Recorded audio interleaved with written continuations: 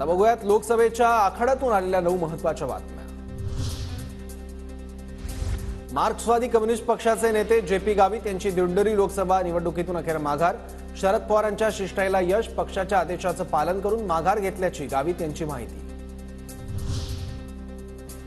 माजी खासदार हरिश्चंद्र चव्हाण यांचा उमेदवारी अर्ज अखेर मागे। दिंडोरीच्या भाजप उमेदवार भारती पवार यांना मोठा दिलासा, भाजप पदाधिकाऱ्यांच्या शिष्टाईला मोठं यश।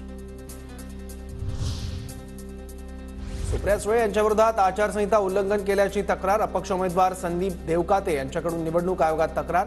प्रचाराची सांगता झाल्यानंतरही सुळेंनी त्यांच्या पक्षाच्या इंस्टाग्राम पेजवर प्रचार केल्याचा आरोप। अभिजित पाटील यांचे कट्टर विरोधक भगीरथ भालके यांचा माढ्यातील मवियाचे उमेदवार धैर्यशील मोहिते पाटलांना पाठिंबा। भालके गटाच्या बैठकीत निर्णय, भालकेंच्या पाठिंब्यामुळे माढ्यात मोहिते पाटलांचं बळ वाढलं। शांतिगिरी महाराज नाशिक मतदारसंघातून निवडणूक लढवण्यावर ठाम, निवडणूक आयोगाकडून शांतिगिरी महाराजांना बादली चिन्ह। ठाकरे गटाच्या रमेश जाधव यांची कल्याण लोकसभा निवडणुकीतून माघार, मविया उमेदवार वैशाली दरेकरांना दिलासा, खबरदारी म्हणून हा अर्ज दाखल केला होता, रमेश जाधवांची माहिती।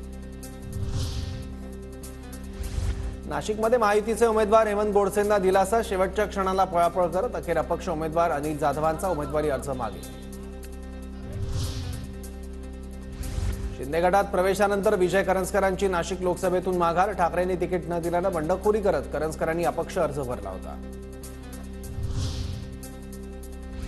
बहुजन विकास आघाडीला लोकसभेसाठी मिळालं शिट्टी चिन्ह, गेल्या 20 वर्षांपासून बविया शिट्टीवरच लढत असल्यानं घराघरात पोहोचण्याचा मार्ग सोपा।